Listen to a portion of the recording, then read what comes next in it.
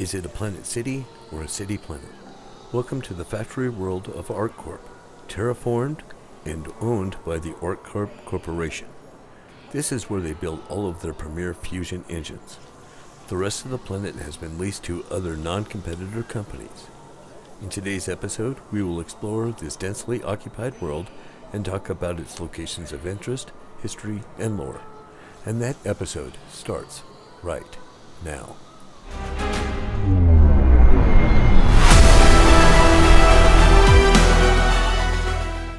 Welcome back, citizens. Today we will be exploring ArcCorp and listening to the most excellent music provided by Ripkey. See the special thank you section in the notes below for links to more of his music. ArcCorp, Stanton 3, is a super Earth in the Stanton system, owned and terraformed by the ArcCorp Corporation. In just 80 years, all of the terrain of this planet has been sculpted, zoned, and built upon, leaving very little left for nature. Let's check it out. ArcCorp is the single most industrialized world in human space. It consists of layer after layer of factory, so many that today building additional structures is actually impossible. New facilities are built on top of existing ones. A line of fusion engine plants ring the planet's latitudes. The ArcCorp Corporation builds fusion engines here in bulk for hundreds of thousands of civilian aircraft every year. Traders porting at ArcCorp are advised that in addition to the deals on these engines, they can find just about anything else here. ArcCorp's official headquarters is located here in the massive ArcCorp Tower that rises above all other parts of the factory world. ArcCorp is absolutely indiscriminate on who they lease property to, and hundreds of other smaller companies have made their home near this world's North Polar region.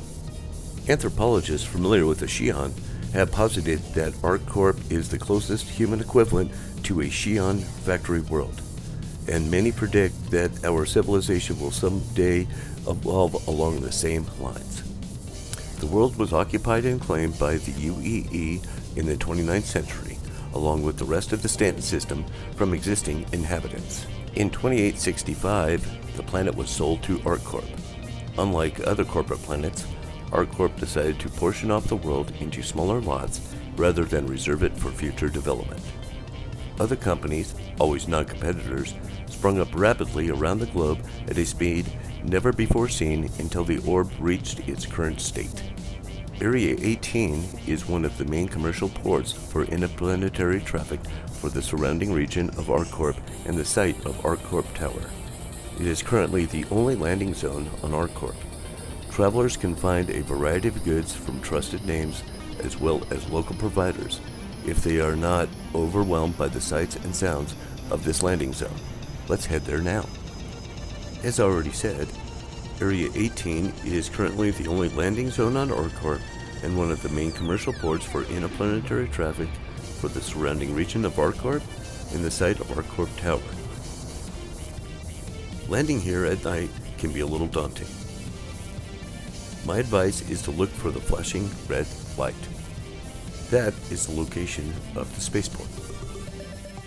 Security is taken very seriously on the surface, as ArcCorp has enlisted the notorious private security firm Blackjack Security to maintain the peace. The observist advises that if you have any problems, to head to the local UEE advocacy office instead. Let's get landed and check this place out, beginning with Riker Memorial Spaceport. Riker Memorial Spaceport is the main hub designated for leaving and entering Area 18. It was named after a noted citizen, Sean Riker. The building has a very unmistakably Y shape when entering the area from orbit. At the spaceport, you can call your ships through ASOP terminals to have it delivered to many sizes of landing pads and hangars. Amenities at Riker include ship rentals, a food cart, and commercial flights. Riker Memorial Spaceport also provides amazing views for people taking a quick trip to the city. Transit to and from Riker Memorial Spaceport is available at the City Flight Transit Hub in the Area 18 Plaza, with City Flight vehicles departing and arriving constantly. During the 2949 Intergalactic Aerospace Expo, there was an additional city flight connection to the Bevec Convention Center. The Bevec Convention Center is a convention center located near Area 18, accessible via the City Flight public transit system. It is a special convention center used for large-scale events, like the 2949 Intergalactic Aerospace Expo and the 2950 Invictus Launch Week. ArcCorp Plaza is the main plaza of Area 18, which you first enter when coming from City Flight Transit. The plaza gives access to all other zones of Area 18. Prominently situated in the center of the plaza is Memphis Avery's iconic floating sculpture. This piece brilliantly embodies ArcCorp's industrial yet elegant aesthetic. The plaza also features the I.O. North Tower, which is prominently visible from the sky as the tallest spire in the area.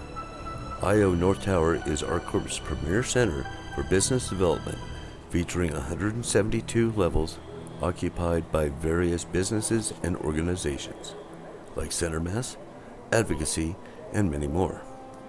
This building also houses the exclusive Million Mile High Club. I want to give a special thanks to Bohomit and Cobra TV for arranging the visit here to shoot some footage.